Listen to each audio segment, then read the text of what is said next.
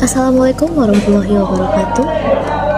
Alhamdulillah, kita ucapkan syukur kepada Allah Subhanahu wa Ta'ala karena berkat rahmatnya kita dapat bertemu kembali dan dapat berjumpa lagi dalam mata kuliah metodologi penelitian. Kami juga mengucapkan terima kasih kepada dosen pemampu kita, Ibu Profesor Dr. Hajah Hasanah Faizah ARM. Dan juga tak luput saya mengucapkan terima kasih kepada teman-teman pasca sarjana pendidikan bahasa Indonesia yang telah ikut bergabung di Universitas Riau. Di sini saya akan memperkenalkan diri dari kelompok pertama. Saya sendiri Utari Ulandari bersama rekan sejawat saya Nofriyadi Oktavian.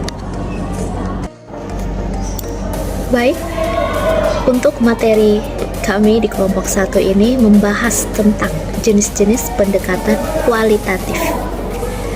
Di sini terbagi 3. Yang pertama, penelitian fenomenologi. Yang kedua, penelitian historis atau sejarah. Dan yang ketiga, studi kasus atau bisa dikenal dengan case study.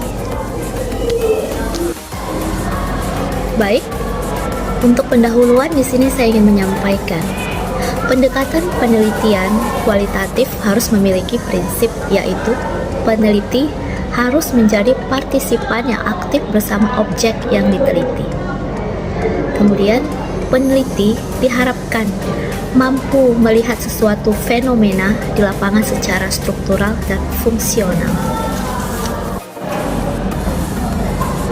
Penelitian fenomenologi menurut beberapa para ahli, yang pertama dari ahli kita Iskandar pada tahun 2009, berorientasi untuk memahami, menggali, dan menafsirkan arti dari peristiwa-peristiwa, fenomena-fenomena, dan hubungan dengan orang-orang yang biasa dalam situasi tertentu. Sedangkan dari ahli Bogdan dan Biklen pada tahun 1982, penelitian dengan pendekatan ini berusaha memahami makna dari suatu peristiwa atau fenomena yang saling berpengaruh dengan manusia dalam situasi tertentu. Baik, penelitian fenomenologi, interaksi simbolik merupakan tipe kerangka kerja penelitian utama yang harus diperhatikan. Nah, dalam penelitian fenomenologi itu ada bentuk-bentuk kerangka kerja interaksi simbolik. Bentuk-bentuk kerangka kerja interaksi simbolik yang dipaparkan oleh ahli Bogdan dan Biklen pada tahun 2003. Di sini ada 5. Yang pertama, perspektif fenomenologi menyatakan interaksi simbolik berasumsi bahwa pengalaman manusia dimediasi oleh interpretasi terhadap peristiwa yang terjadi. Yang kedua, perspektif fenomenologi objek. Manusia, situasi, dan peristiwa tidak memiliki makna selain makna yang diberikan hal tersebut. Yang ketiga, interpretasi bukan pekerjaan otonom peneliti, namun dapat dilakukan melalui interaksi dengan orang lain. Yang keempat, interpretasi merupakan interaksi simbolik dalam paradigma internal sifat kepribadian, kebutuhan, motif tak disadari, status sosial ekonomi, dan budaya. Dan yang terakhir, yang kelima, teori bukan aturan, regulasi, norma, atau apapun yang krusial dalam memahami perilaku. Akan tetapi, bagaimana teori ini didefinisikan atau dipakai di dalam situasi-situasi khusus. Baik, di sini kami akan memaparkan tentang karakteristik pendekatan fenomenologi yang disampaikan oleh Asmadi Alsa pada tahun 2003. Di sini karakteristiknya ada 5 ya. Yang pertama, tidak berasumsi mengetahui hal-hal apa yang berarti bagi manusia yang akan diteliti. Yang kedua, Memulai penelitian dengan keheningan untuk menangkap apa yang sedang diteliti.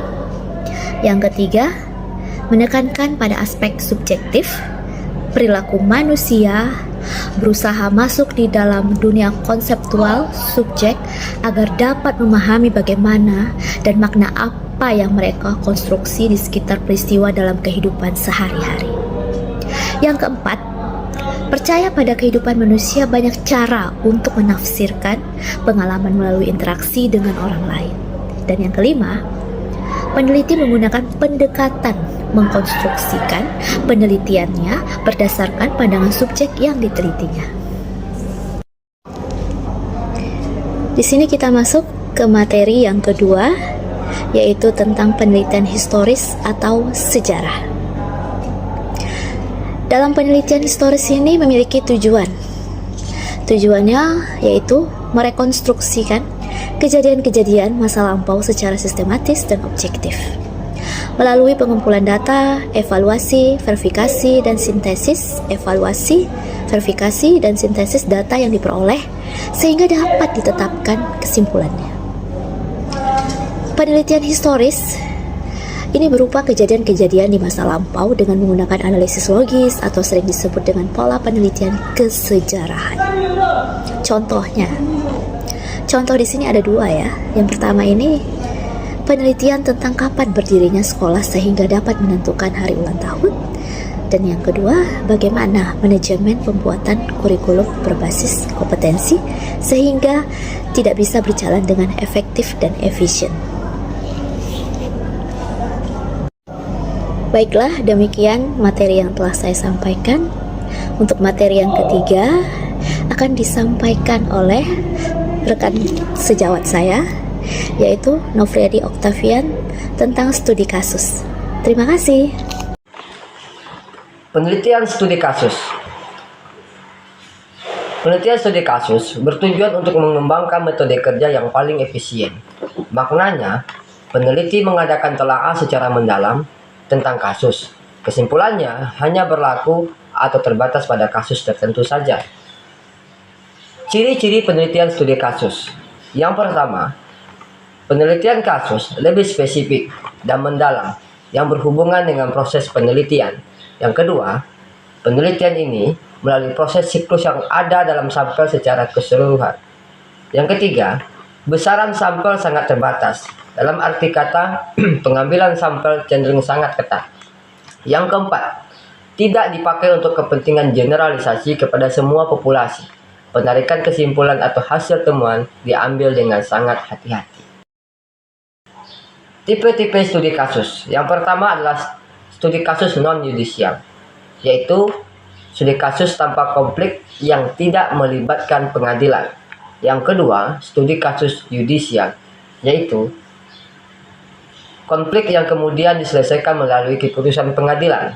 Yang ketiga, studi kasus langsung, yaitu studi kasus yang masih berlangsung dari awal kegiatan hingga berakhir.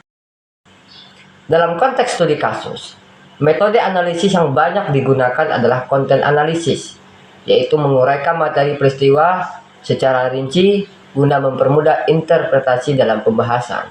Ada dua tipe konten analisis. Yang pertama adalah tinjauan kritis atau critical review. Peneliti bertujuan memperoleh gambaran lengkap, rinci, jelas, dan sistematis tentang beberapa aspek normatif yang diteliti guna mencari dan menemukan alasan pembenaran atau penolakan. Yang kedua, analisis kritis atau critical analysis bertujuan mengungkapkan lebih komprehensif tentang segi negatif atau cacat perilaku dan sisi positif atau keunggulan. Demikian hasil presentasi kami. Kami mengucapkan terima kasih. Wassalamualaikum warahmatullahi wabarakatuh.